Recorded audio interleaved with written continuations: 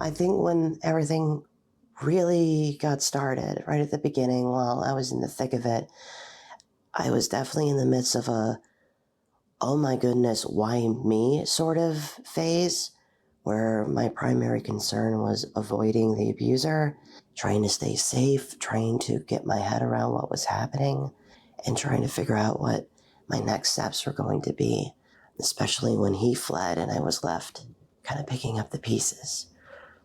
After that, it was sort of a fear of not being believed because I'm a trans woman. And at that point in my life, I had only really just started the transition. I still presented very, very masculine.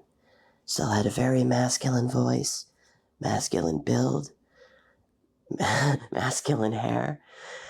And I felt that maybe the police wouldn't believe me. Maybe my friends wouldn't believe me. Maybe my family wouldn't understand. Because you look and sound like a man, shouldn't you have been able to do something? And the answer is no, for a lot of reasons. In time, that sort of shifted into a story of, I am a trans woman who survived a crime. I survived manipulation. I survived being, psychologically attacked and touched in ways I didn't want to be. I was targeted because I was a trans woman, not because I was anybody else, not because I looked like anybody else, but because that's who I was. So my story became more of a story of a trans woman's survival. I was warned head on, by my fellow survivors in the group that this would be extremely nonlinear.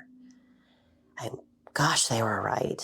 I think out of everything they told me, that was the most dead-on thing they had said. From the get-go, I would say that nonlinear process was very evident. I would be fine for a few moments, flashing back the next, being frightened for hours, just having constant anxiety attacks, then fine, then not. And this process would just repeat at random as it seemed to please. And as things sort of slowed down a little and I began the healing process, the nonlinear sense of it really blossomed. I had some very extreme flashbacks at just random times of the day during random activities. Could have been in the middle of work, could have been at home, it didn't seem to matter. And then there were days where I felt like I beat it, that I finally made the whole journey and I was fine, only to be in complete tears a few hours later, feeling like I was right back at the beginning again. And there's no shame in feeling that way. That's just the way that this goes. And here we are a year later. This is when it all began, 1 year ago. This is when all the trouble started. So it certainly feels nonlinear again. There were some things I remember still in complete detail, and I can't help but think about it and feel that I'm right there, right then. And I could feel him, I could smell him, and I could hear everything that he says. And then shortly thereafter, it is 1 year later again, and I am feeling confident, strong, and okay, and in touch with reality. And I know that this process is just going to kind of repeat itself for, I don't really know how long, but just knowing that it will, at least I can expect it.